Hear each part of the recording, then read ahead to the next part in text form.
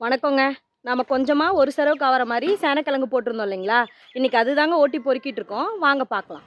இன்னைக்கு ஞாயித்துக்கிழமை இல்லைங்களா? எல்லாரும் வீட்ல தான். அதனால இந்த ஒரு செரவையும் வெட்டி பொறுக்கிட்டோம் அப்டின்னா வந்து, இங்கே தாங்க வந்து வெத மஞ்சள் கொட்டி வைக்கணும். ஏன்னா இந்த பக்கம் இருக்க வயல்ல தான் இந்த வருஷம் நம்ம வந்து மஞ்சள் நடவு போட போறோம்.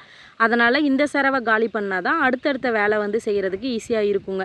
அதனால வந்து இன்னைக்கு ஓட்டி பொறுக்க ஆரம்பிச்சாச்சுங்க. பாருங்க இது வந்து நாங்க விதைக்காக தான் வாங்கி ரொம்ப சின்ன சின்ன கிழங்கு வச்சிருந்தோம். இப்ப அதெல்லாம் கொஞ்சம் பெருத்து இருந்துச்சுங்க.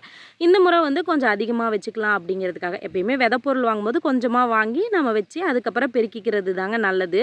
இந்த முறை எப்படியும் வந்து கொஞ்சம் நெறைய வைக்கலாங்க. அந்த அளவு கிழங்கு கிடைச்சிருக்குது. பார்ப்போங்க இத வைக்கும்போது உங்களுக்கு நான் சொல்றேன்.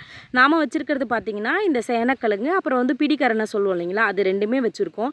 அத தாங்க வந்து தனித்தனியா பிரிச்சு எல்லாம் ஓட்டி எடுத்துட்டு வந்து கொட்டிட்டு இருந்தோம். நாம பார்த்தீங்கன்னா வெட்டி எடுக்கிறது இல்லங்க. மஞ்சளும் சரி, இந்த மாரி கிழங்கும் சரிங்க.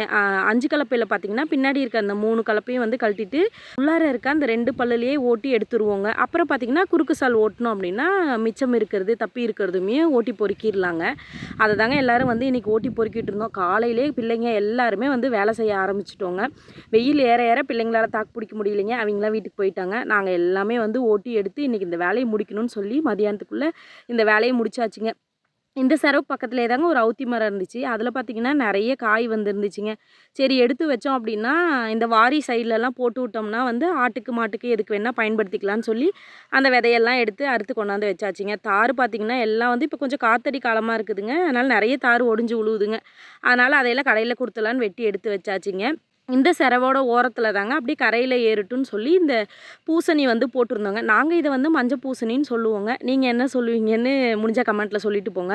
அது எல்லாமே வந்து சூப்பரா ரெடியா இருந்துச்சுங்க. இனிமே விட்டோம்னா வந்து ரொம்ப காஞ்சு போயிடும் இங்க. ஏன்னா நிழல் கூட இல்ல இல்லைங்களா?